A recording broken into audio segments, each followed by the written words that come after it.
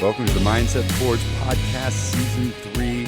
My mission always is to provide valuable information from athletes and performing artists and their coaches on how we can really level up our lives, whether we're athletes or just people wanting to be better, show up better for our family, for our jobs, for the things that we love to do. Today, Jason Kapono is an NBA champion. He is a two-time back-to-back three-point shootout champion. He lives here in Austin, Texas, so I got to sit down with him in person. Mindset takeaways you'll find in this episode are definitely shooting so many shots that an airball will not throw your confidence. Getting yourself ready every single day for the big moments when you need to shoot and you need to have the confidence to know whether you make or miss, the next one's going in. I love his perspective as a dad, as a former NBA champion, and just telling stories like when he's at the three-point shootout in Vegas with Shaq, Dwayne Wade, everyone watching, and his first shot is an airball. Just a quick reminder, if you want to help support the podcast, go to the show notes. You'll find a link to our premium page. Now, I'm looking for some amazing patrons, people who want to say, you know what, Bart, love what you're up to, love these guests, topic is right up my alley. Here's $3 a month. It's the easiest way to support me and say, hey, Bart, keep up the great work. Those of you who are at the gym a lot, you're working out, you're trying to get stronger, you're trying to build muscle, maybe you're trying to lose a bit of body fat, I could be your personal coach. I'm doing online coaching. I love it. If something you need help with, reach out to me. It's $150 a month. You get access to me. I'm going to write you a program. I'm going to keep you accountable. We're going to do check-ins throughout the month. It is a fantastic way to just have a coach programming the best possible workouts for what your goals are, so you're not making mistakes by doing too much at the gym or just the wrong type of stuff. And again, I know you're not in front of your computer, so when you get a chance, check out the show notes, click on the link, and you can find out much more about it. All right, without further ado, Jason Kapono. All right, I'm here with Jason Kapono, NBA champion, 11 years in the league. Really excited to have you here, Jason. Thanks for coming to my house. I appreciate you having me. I'm looking forward to it. I love it. So there's so many places we could go, Jason. Obviously, you've got a long career in the NBA. You've got 2 sets of twins, which is probably your greatest stat that I can think of. But let's talk about actually what's going to help my listeners get the most value from this interview. And I think we want to go right into some failure and right into like the mindset around I miss a shot and then I got to get right to make a shot. So talk about maybe a miss, like a miss three, a miss shot that was super important and how you overcame that miss to really show up better the next time. Yeah, well, fortunately, I've experienced a lot of misses, right? So in the game of sports, you are more likely to miss more shots than you make, right? So a Hall of Fame baseball player bats 300, so they fail 70% of the time. As a basketball player, I mean, the best I ever shot from three-point range was 51% in one season, but career-wise, it was, in the 40s. So I missed over 55% of the time. I don't really have one shot, but, the mindset is that, like, the more practice and the more preparation you put into your craft, the easier it is, like, to fall back on positive vibes. So people who don't practice, people who don't challenge themselves, people who don't want to look themselves in the mirror to really take a step back and try to learn from what they did to try to get better in the future, those are truly the people who fail. Like the people who succeed, I would bet that Michael Jordan, Kobe Bryant, some of the greatest clutch basketball players and who have made the most clutch shots have probably missed more. But it's their mindset of wanting to take that shot every time, and it's based on their competitiveness, and it's also based on them just knowing that, like, they've spent so many hours and they have such confidence and trust that they know that they will come through. There was a 10-minute video of you talking about shooting as a player and going through just all the little basic drills you did, where the hand is, where the feet are set, squaring up to the basket, and just thinking about, you even talked about laying in bed at night when you couldn't be out in the basketball court, practicing the flick of the wrist and the follow through of the index and middle finger. And I thought to myself, like, it is those moments that create the confidence, whether make or miss, like the next time you come back, you have a lane that you're always going through. Talk about that. To quote like Larry Bird or Jordan, they always said, like, the easiest part of the game was the game because they've already played every situation. It was way easier, like, to get to the game because now you take your mind out of it and you just play based on, like, all the preparation and time that you've spent practicing. So people and players who get in their mind, like, your mind controls, like, your body. So as soon as you start to think, like, what if, or man, I don't know if I could do something, then your body's going to follow that. But like the uber confident mixed with the super talented, who also have the work ethic and the practice habits, those turn out to be the superstars. Yeah. And they don't care whether they go 1 for 12 or 2 for 20, or if they're going 16 for 20. Like they still show up to work, to the gym, to the baseball field, to wherever like they go, and they're still putting in that same practice time because, you know, they want to be the most prepared so that like they can handle any situation. Right. So it's not about luck. It's not about having the right thoughts. It's actually about just really, I mean, think about Ray Allen, 2014, catches that shot. Baseline three, Yeah, just baseline backwards. Three. The guy wasn't thinking like, oh, I've got to shoot this well. He just autopilot, like going right back to that space that he's done a zillion times before. Yeah, and what's crazy is that a guy who actually coaches for the Heat right now, Chris Quinn. So Chris Quinn played with me in Miami in 2007 or 8, but now like he's on the staff. But Spoelstra, who's the current coach, told Chris Quinn that Ray Allen was actually practicing that shot. So it sounds crazy that like a player would practice starting on the right side block, spinning around and then running backwards to a tipped out ball and shooting that three.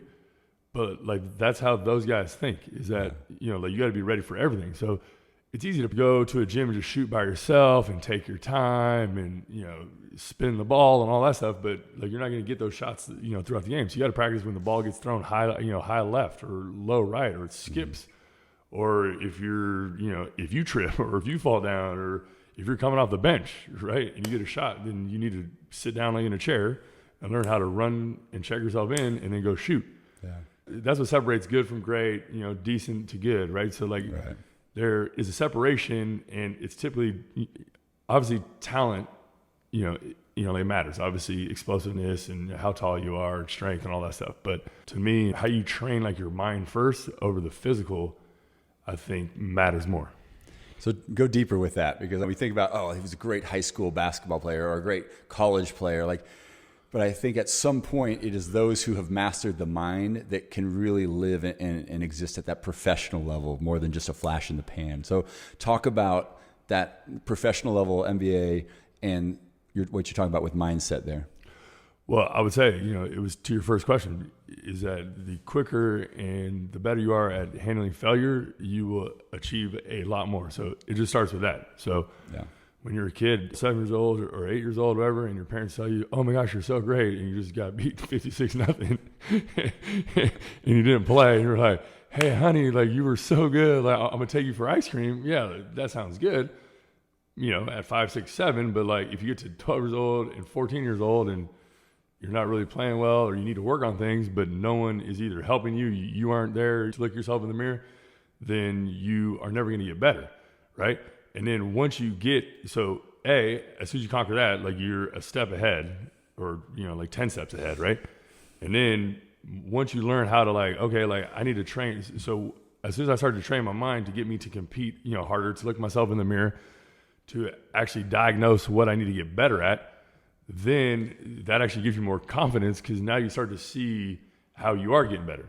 Mm-hmm. So then you start to gain confidence, which makes you want to work harder to go seek other coaching, other talent, other competitors, because now you are starting to get better to where you're like, oh, like I want to go play a 6th grader when I'm a 4th grader because, you know, I'm getting better. Mm-hmm. So, but that all starts with your mind, because now you are seeking that out on your own. And then the college and pro, it's the same thing. You know, like there's so many talented guys that get patted on the back, especially now with, you know, all the sponsorships and all the social media. There's so many other things that kids choose to do when, I mean, I'm a firm believer, no matter what era, what, you know, decade it is, just putting in good old hard work is always going to, you know, outlast and win out. You've had some amazing coaches, you know, Coach Marion at Artesia High School, Pat Riley at the championship Miami Heat. I mean, it sounded like, from what I've heard, you came on board with the Heat, and then he stepped in shortly into the season that year and kind of led you guys to a championship. Talk about, you know, before we go there, talk about just some of your coaches growing up and that influence that they put on you, like helping you fall in love with the game more, maybe asking questions versus just telling you what to do, and that relationship you've had. The good thing about my experience is that I've experienced it all. So it's, you know, I've experienced the hard nose, hard line, yell at you, scream, scream, scream. Then I've also experienced the coach of everything's great, we got killed, let's go eat pizza, and like be stoked that we got beat and lost. And then I've also had the in between coach where he's hard and he wants you to do better, but he's also there to love and support you and to ask you questions, but he's not trying to force you to do anything. Mm-hmm. So, experience it all. Success comes from failing. Mm-hmm. So there's no way a kid or a person should ever feel like, oh man, I failed, like I'm done. Right? It's more so being able to take a step back and, like being able to be like, man, I'm like everyone else, like we all fail. But what can I do? And then what do I want to do? Yeah. Whereas some people get kind of lost where like you have to win, and win is whether it's in game and life, grades, dance, scores, on and on. Is that no? It's not based on that. It's more so just trying to teach yourself that I am capable as long as my mind is in the right space. Yeah. So as long as I'm willing to talk to coaches or my parents or other teammates to learn from them. And then for me to say, okay, like I need to get better at this and that. To be honest, like Pat Riley, who is a Hall of Fame coach, he won 5 with the Lakers. He won 1 with the Heat. The Knicks didn't win it, right? Knicks never quite got past Jordan. Yeah, Knicks never got past. Yeah, so I think he won 6 total. Yeah, and he would sit here right now and tell you like, hey, I might be one of the worst X's and O's coaches ever, but he was the master of coaching the mind. Like he was a personality coach. All he cared about was getting the best out of each player. And it was not based on you suck, you better go do 30 push-ups. If you miss, blah, blah, blah. It was more so like, how do I get the best out of you? How do I get the best out of you? And he was the king of training your mind through, sprints and challenges and one-on-ones and, like any type of drill. But his whole philosophy was based on, I'm going to make you guys the toughest son of a in the world so that you can play through being tired. You can handle playing through a mistake and failures. And he turned out to win 6 titles. Yeah. That's great. We're jumping all over the place. I do want to go back to growing up in Long Beach, California, going to Artesia High School. What do you remember about that time, your development? Because you're a tall guy, you're 6'8". In high school, you kind of think, I can do all of it. Like I'm good at posting up. I'm good at this. You can probably dribble. What was your game like in high school? When did it start to evolve to more of a sharpshooter? Yeah, everyone grows up watching Jordan and Bird and Magic Johnson, obviously in Southern California. You wanted to dribble, you wanted to post up, you wanted to do it all. But as you get older and older, then other players get better and better. So yeah, I was like the do it all. I could do it all, dribble, pass, shoot, play 1 through 5 throughout high school. College, I did a lot of that too. And then as you get, higher and higher up and, the players get better and better, then, I fell into it, right? Like my only chance to play pro ball was, to evolve into just being, the best shooter possible. Yeah. So, again, it's a reflection like on yourself saying like, okay, well, can I be a do it all and go against Kobe Bryant and Paul Pierce and stuff? No, I probably can't. But can I come off screens and shoot? And if I shoot at a high clip, I can make a career out of it. So yeah, it's reflection and coaching and a confidence to say, hey, I'm okay with that. I used to, like do more and score more points and start and all that stuff. But hey, if I want to have a pro career, then my only niche is going to be the best shooter that I could be to help the team win. Uh-huh. And there's even really just an important mindset shift that has to happen there, kind of an acceptance of a role. There are very few people that can be everything, right? There are very few. We know them by name pretty much, right? It's the elite of the elite. Right.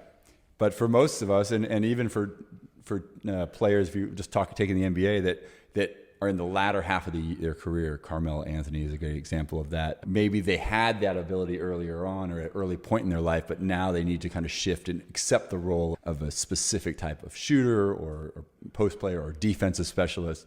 There's a mindset shift that has to happen there, and a kind of acceptance to like, I can be a part of something bigger.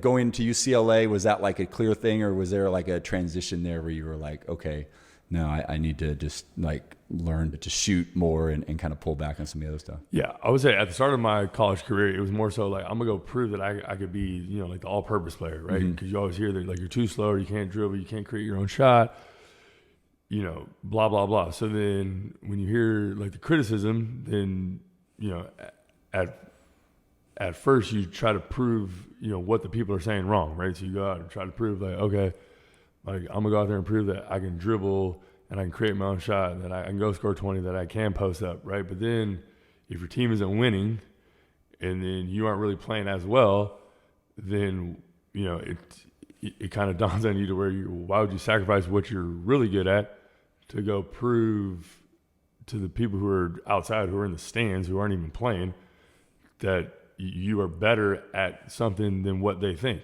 Right. So it's, you know, as soon as you get to that point, so obviously like your coaches and your parents and like people who are in your, you know, like in your circle of trust, that's when they talk to you and say, hey, you know, like, don't forget who you are. So you show up to the game playing to your strengths. In the summertime, like, you work on what you're not so, you know, like, great at. So that's what Kobe and Jordan and, you know, all the greats, or any player, is that, you know, don't forget who you are. You don't want to sacrifice what you're good at to be a worse player by trying to prove that you can do something that other people say that you can't. Use the summertime and your off season to try to get, you know, like, you know, better at it. So I think in the second half of my career, I was like, okay, well then I'm just going to be the best shooter possible and try to add little things to my game to complement what I'm really good at. Instead of at the start of your career, like, you're actually trying to, you know, I was hindering what I was good at by trying to, like, you know, put that in the backseat by trying to prove the critics wrong at what I couldn't do. Right. Yeah. I mean, you're hearing all this noise and you're trying to say, I've got that in me, but there's only one ball, right? True. So if you're dribbling and you're trying to pass and you're trying to cut, then you're taking that. Those are things that somebody else on your team could be doing a little bit better than you, while you run off screens and step up from three and shoot the shots that you're much better than anybody else at.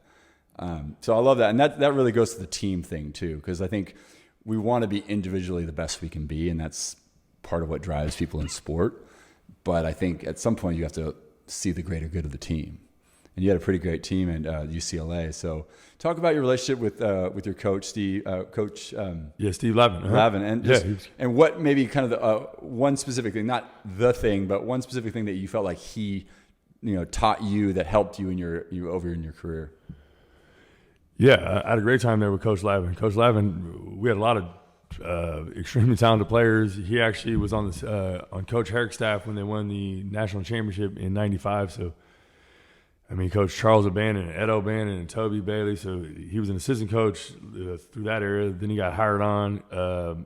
Coach Baron Davis, who, you know, is all-time great in college, played in the pros for 12 years. And then we had a bunch of players that went pro too. But he was great too. He was not like the best, you know, X's and O's guy and stuff like that. He was just a personality coach. He was all about trying to get the most of you. So what he did extremely well for me was he was always telling me to shoot more, like to go out there and prove that I am the best at one thing, right? But the structure of the team would make sure that we still played as a team. You know, like, you're not out there just chucking up balls from, you know, 40 feet, but you're actually going into a game, like, each player is going into the game thinking of the one or two or three things that they can bring to the table that they're really good at to help the team win. And I just thought that is an extremely insightful at such a young age, to know that if you're technically not doing as much as you think you can do, but you're actually benefiting by concentrating on fewer things that you do extremely well, because A, like, you play better, which B, helps the team win. And it's way better to be on a team that wins than on a team where you score a lot, but you're 0-20. Right. Yeah. I can imagine one of the most amazing moments of your life was being drafted. For sure. 2003, you've been 4 years with UCLA, Pac-10, first team. So take us back to 2003, that draft day. You know, of course, so LeBron comes first. Who knows why? He's unproven at that point. I got no We're not clue sure. why. Yeah, crazy. And then take us back to that day. What was going on with you, and then hearing your name called? Yeah, it was a whirlwind, actually, right? Because your college season ends, and then you kind of shift into like, man, I'm no longer in college, and now it's all about a career, right? You're trying to, shape a career, so that means personal trainers, and like you're on your own, so you got to find your own gyms, your own trainers. Like you got to create your own scheduling and travel and all that good stuff. But I was always viewed as like a late first round, second round pick. So back then they would start like the combines, I think in like early May, and then individual teams could like come in and see you, and then you would fly to team. So the draft I think was held in like June 20th or something. So it was like a 45-day period from like start of May all the way till June 20th, where it was just workout, fly, interviews. I think you're trying to get teams to kind of like see who you can be, and then like so you would get a sense for you. Yes, you like kind of host people, say in your area, and then teams would like call your agent back and say, hey, I would love to have him, and then I'm gonna bring like 3 other guys who play your like your same role or position. So I think I ended up going to visit like 22 teams over like a 25-day period, where it's just flying in. They do all your weight, body fat, like all the physical stuff. Yeah. Then you do, all the on court, and it's hectic, but it was crazy. So you never know, right? Because teams don't really tell you, because they're all trying to play coy on possible trades, or you don't know who's going where, or they may tell you that they don't like you as a player, but they truly do, just to make sure other teams don't, take you. So you never really know. Right. So I never, thank goodness, I wasn't going to go extremely high, or I didn't have any pressure or anything like that. So I was just hoping to get drafted, and I just wanted a chance to go to like a good team. So thank goodness I got drafted to Cleveland. Obviously, LeBron James is drafted first. So in terms of exposure and environment, I don't know how much better yet crazier it could have been. Yeah. Instead of going to a lottery team that was basically going to win 12 games out of its 82, you went to a lottery team that just happened to be picking up LeBron James, and you knew that was a whole different trajectory that you all are about to go on. It's his hometown too, right? So like he's born and raised there. He's obviously been on TV for 4 years of his high school career. Yeah. He's the most famous player probably in the NBA as soon as he's drafted. Right. And then so just being around that talent, and then also too, it's like I learned so much even when I wasn't playing, right? Because I get to practice with all these guys. I get to go to shoot around. I get to see how they eat, train, sleep. So, even though like you're not on the court all the time, or I didn't play as much my first year, there were so many other ways that I got to learn. And, I've had the benefit of every stage of my career is that I've always been around extremely, talented players. And like I always try to pick up things like from them that could help me. That is a mindset in itself, just like being coachable, or being like somebody who wants to just learn and grow and adapt and like figure out what people are doing and take little things to make you better. It's exactly right. And Kobe idolized Jordan. The way he talked, his tongue, his move, the way he shot, everything. And, like some people, whether they're envious or jealous or whatever, they have too much pride to learn from, but that actually is a detriment, just because what's wrong with learning from Michael Jordan? Right. I don't think anyone now says, oh, Kobe, like that was a poor choice. Why'd you emulate Jordan? Right.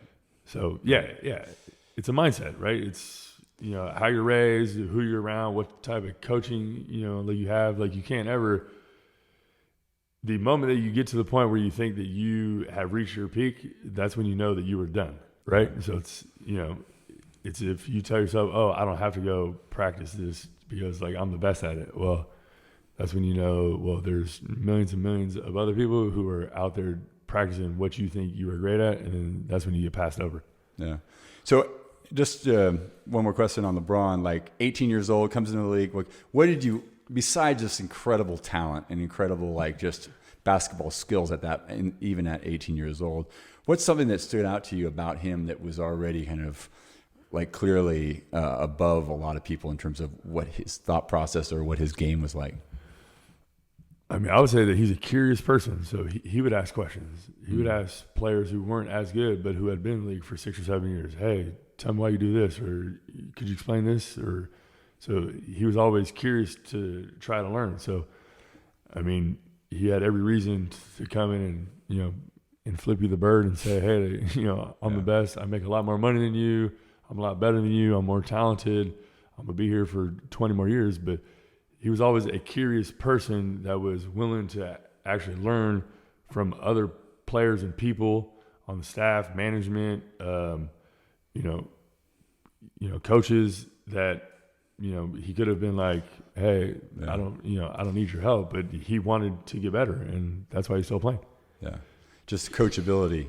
Yeah. Putting the ego aside and being. He's a very humble guy. It was not like he was telling us like to grab his bags and, do this, and I'm gonna keep my feet up and I'm not gonna work. Yeah. That explains why he's won 5 championships, and he'll go down as one of the top 5 greatest, top 10. Definitely. All right, so you're a very humble guy, but you are one of the greatest 3-point shooters of all time. I mean, I would say the top 30. Like if and to prove that, you've won the 3-point shootout at the NBA All-Star Game twice in a row, 2006 and 2007. Is that correct? 2007 and 2008. Okay, 2007, 2008. Yes. You won the 3-point shootout. Like, take us back to the first year, which was in Vegas, and you're on the Miami Heat. Shaq's on your team. Like, paint the picture of that day and how that time went. Man, that was stressful. Oh, gosh. The previous year was the year that we won the championship, and I played like the first half of the season, and then the second part of the season, I didn't really play that much. In the playoffs, like, I got no playing time. The following year, someone got hurt, and then I started for 32 consecutive games. So if you're playing on a team that just won the championship, you're on TNT on Thursdays, you're in the primetime slots on Sundays. So you're just getting like a ton of TV time and press. Right. And you're shooting really well at that point. Yeah, so shooting well, playing well, teams doing, good but not great. And then I get invited to go to the 3-point contest in Vegas. All my family is from Southern California, so everyone's calling me and my wife, and they want tickets and, this and that. So truly, that was like my first time ever being on a big stage. Who were some of the big that names? night, let's see here. Dirk was for sure. It was Dirk. It was, I think Rip Hamilton was in that one. Steve Nash was in that one. Gilbert Arenas was in that one. So a lot of the guys who actually play in the real game on Sundays shoot, It's like their warm up for the game. Yeah, so I'm extremely excited. Like, I'm confident, but it's hard to not feel the excitement, the pressure, the moment. I remember coming out, right? So we get like a little backstage on the practice court, like you get to practice, and then as soon as you come out, I mean, it's lights, camera, action. They have the order, like they tell you to sit in each chair, and it's a minute each round. So as soon as they say, all right, Dirk, you're up, it's like ready, set, go, and you shoot, right? But it's got lights. Cheerleaders over here, it's super loud. There's cords everywhere. Yeah. So, they call my name, and I get out there. I start on the left corner, and they're like 3, 2, 1, go. And then my first shot is like, it's an airball long by like 2 feet. And my wife like tells the story now. Like, she's in the stands with my mom, my dad, and my grandma and all that. And she puts her head, and I was like, oh no, he's not ready. But thank goodness I was able to fall back on my practice and my confidence and all the preparation. So then, I finally made my way down. I think I caught fire like maybe end of rack 2, which would have been left wing. And then top of the key, I shot well. And then once I made it kind of to the right wing and the right baseline, my teammates, Shaq was there, Dwayne Wade was there, and Alonzo Mourning and Gary Payton. And they're all, like stand up like, that's right, JK. That's right, keep shooting, right? So then, like they thought that was going to help me, but that actually caused me to, pay attention to them. But thank goodness I was able to make a few more shots like coming in to get me to the next round. Right. So for people that don't know the 3-point shootout, you got 5 racks of balls. Yeah, 5 balls each. Yes. 5 balls each. And the last ball is a money ball. Yeah, yes. So you got last ball. Did they do the where one rack was all money balls, or is that later? That's later. Okay. That started after. Yeah, so it's 5 balls each rack. The first 4 are worth 1 point, and the money ball is worth 2. Yeah. So it's a total of 30 points. Right. You get into the second round by getting enough points in round 1. Yes. You go down to top 4. Yeah, top 4. So Shaq says something to you, like kind of off the cuff, that kind of like puts a little extra pressure on you. What is that thing that Shaq told you? Shaq said, Jason, I bet on you. Don't fuck it up. Sorry. We're in Vegas. And so Shaq goes down and places a big bet on you winning the whole thing. And so nothing like a little pressure from Shaq there. Yeah. But was it that first year or the second year that you tied for the most points ever scored in a three-point shot? It was the second year, yeah. So the second year was in New Orleans. They just rebuilt it. So it was 2008. So we were, fortunate to even host it there, but it was extremely fun. It's a great city, great town. And I actually started out, pretty good. I just now was comfortable now just because I've, had the experience. Yeah. And, it didn't take me as much to feel at ease, to feel confident. So I performed well there and took home the second title. Yeah. Take us back. Okay. The first shot, that first year, the first shot is an airball. Right. For so many people, that would derail. That would just put this negative thought or oh my gosh, it's over. How do you just go on? Talk us through how you did that, how you just kind of saw your way through it and just didn't let that be the overriding kind of disappointment of that moment. Well, so all the repetition and preparation allows your mind to always to stay at ease. So as long as you're, calm in your mind, then it doesn't matter what external factors are, going on. And then it all just comes back to, if you experience failure throughout your life, then you can handle any situation. So, it's not a life or death thing if you miss a 3-point shot, or it's not a life or death thing if you get a B or a C or a D, or, if you get fired or cut or waived. The way that you get more comfortable is to feel uncomfortable. So you need to put yourself in a practice situation. You want to make yourself uncomfortable as much as possible. So you want to try new things. You want to, fail just because now you know how your body feels, you know how your mind feels. So now you can practice that. So when it actually comes into play, when it's actual game time, then you know how to correct it. If you're insulated and you only practice being in the most perfect situation, perfect condition, perfect atmosphere, then that's not really serving you well in the long term, just because you don't really feel that. So in sports, you never get a perfect pass. Right. The plays that are called aren't the exact plays that you want to run all the time. So the more uncomfortable you feel throughout, the more comfortable you feel when something goes wrong. Right. There's a resiliency that you develop from just not having to have all the, everything exactly the way you want it to be in order to be successful. Yeah. So, thank goodness I've shot 3 million airballs. So it didn't matter that it just happened to be at the All-Star game. It's just okay, I've seen that so many times. Right. And I'm here.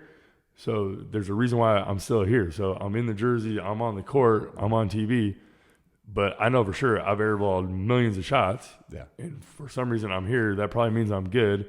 That probably means that I've practiced and I've done well. So why don't I get back into that frame of mind versus thinking about just that one shot? Yeah. It seems kind of obvious when you say it that way, but I think oftentimes people just find themselves kind of derailed in whatever, they have a bad day at work, bad day at the gym. Oh, for sure. Kids are just hell on wheels that, and they kind of just feel it's totally fine to do defeated. That. So it's natural. We all get down. I've cried, yeah. I've pouted, I've slammed my wrist and yelled and screamed and blah, blah, blah. Right. So you are allowed to do that. Yeah. Right. But as you get older and you're more experienced, then you're able to kind of shift it and get better at how to handle that. It's natural to get upset. It's natural to pout. It's natural to cry. It's natural to feel, sorry for yourself, feel down. You should feel that, right? Instead of lying to yourself and being like, oh, that's okay. I'm happy. No. Right. If you just accept it, deal with it, and then learn to get better at it, that's what allows you to get to a point in your life or in your career to where you can handle that failure quicker and better versus, back when you were 10 or 12 or 8 or 4 or 6 or 20, is that as soon as you're able to accept it and you can actually, look back and say, man, I've actually airballed so many shots that I can deal with this. Yeah. This is extremely easy at age 20, whatever I was at the time, 26. Yeah. Right. But at 10 years old, oh, for sure. If people are criticizing you, of course, I ran to mom. Right. I cried. I pouted. I stayed in my room. I want to quit. Oh, yeah. I've had all those. Yeah. But It's natural. Just one more airball. They're so simple, but it's kind of brilliant. Like, you've shot 1 million airballs. Yeah. That's just one more. Yeah, what's one more? I'm bound to make the next one or the next one. I mean, at some point, it's going to go Just in. add it to the list. Yeah. Well, it's always been kind of commonly stated that when you shoot, you should kind of look at the rim. Mm-hmm. And you don't. You actually, your eyes follow the ball into the rim. Like, yeah, they actually do. What is it about that just seems to work? And why did you keep that or learn that technique? I mean, to be honest, I never recall my dad ever teaching me that or anyone. Like, I just think it was just a feel thing. Yeah. And then I think the brilliance in all the coaches throughout, you know, like, you never want to take away a player or person's feel, right? Yeah. It's instinctive. So if you're constantly trying to change something that is instinctive, then that person will never be able to reach, you know, the pinnacle at which they want to get to. Yeah. Just because they're always, you know, like, going back and forth between what they're being told to do versus what they feel to do. Right. Right. So technically, yeah, like, you know, like, is there a prototypical shot? Yes. Right. Like, there is a technique and a form and, you know, that, but consistency is built on shooting the same way every time. All the greatest shooters, Steve Kerr to Steph Curry to Del Curry, Ray Allen and a Larry Bird, like, and a Reggie Miller, of course, a UCLA Bruin. They didn't fundamentally shoot the ball the exact same way, right? But they shot their shot exactly the same way every time. Yeah. So they are consistent in which they shot. Right. And I guess if you're having issues with your shot, you're missing a lot, then maybe a coach might say, well, let's try this. And then if that works better, then stick with that. But there was no reason to fix something. You were just naturally doing something that worked for you.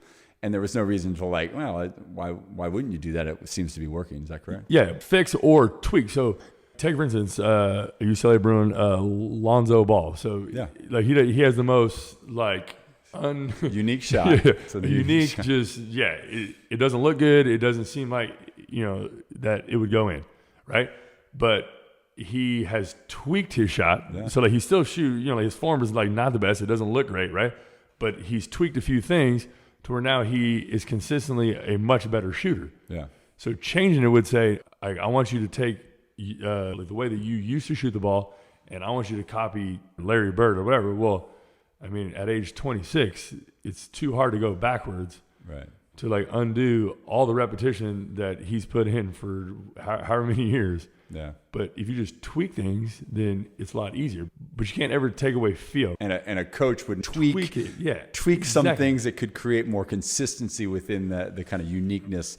And Lonzo Ball is a great example of somebody who came into the league and not a good shooter, but within a couple of years now with the Pelicans, now he's actually with the Chicago Bulls, is a much better three-point shooter than he was. And his shot, you're right, is not back to what Reggie Miller used to do. It's still Lonzo Ball. It's just a little bit more consistent. We're going deep right there, but that's the key, is you got to find your way and then do it a zillion times. And so your way is very, very natural. And it's repetitive then, right? And then, especially if you feel it, then you're even more confident because you're like, man, like, this shot feels like mine. Yeah. I love the way it feels. I put in the practice time. Yeah. I put in, you know, all the repetitions. So then when you go, like, 0 for 20, you're still like, man, I still feel good. Like, I'm confident. Right. But if you go out there and you're shooting somebody else's shot, that's when you say, yeah, I'm not good. Like, I can't do this. Oh my gosh, I'm gonna quit because it feels weird. It looks weird and the results are bad. Yeah. So then all of a sudden it spirals to where, you know, negative. It's amazing that, you know, you see that in the NBA even, you know, players that have lost their confidence in shooting and have tried to change their shot maybe several times or whatever, and they're just kind of like in this headspace that's not healthy. And we've got just a couple minutes here. I want one more question on just top 5 in any order you want, your top 5 shooters of all time. Oh, top 5 shooters. Well, Steph Curry, Larry Bird, Reggie Miller. I love me some Steve Kerr, so I would go Steve Kerr, and then, I mean, who would I round that out? I mean, there's so many guys that I like, but I'm gonna give a shout out to my guy Brent Berry. Yeah, I like Brent Berry. Yeah, I like Bone, so yeah. There you go. He was a good one. Yeah. That was Jason Kapono. One of the things that I was thinking about listening to this interview is how it reminds me of all-pro safety Michael Griffin. That was from last season, talking about just what it took mindset-wise, effort-wise to get to the highest level. Just those little tricks, those little things that if we can get our kids or ourselves to think a little bit deeper about just how we show up, how we make sure we're coachable, how we find that edge so that we can be ready for that big moment when it comes, we're going to be more successful. For more about Jason, check out the show notes. I'm going to have some links, some videos you can watch just to see just what he was like at the top level when he was in the NBA three-point contest and all that kind of stuff. Quick reminder, check out the opportunity to either donate $3 a month to help support the podcast or go all in with the Platinum package and get programming by me, accountability, all of it. Highly recommend getting a coach. I trained a lot by myself for a long time, and when I hired a coach myself, it was a game changer in terms of the way I show up for the gym. Having somebody tell me this is what you can push towards, this is what you're going to get, it matters. So if you don't have a coach and you're looking for somebody to really help you get to that next level, let me know. I'd love to be there for you. As this episode comes to the end, I leave you with this thought. Let's all find a way to be 1% better each week, each day when we show up for the things we want to do most. That's my challenge to each and every one of you listening. And thanks for listening to the Mindset Forge podcast.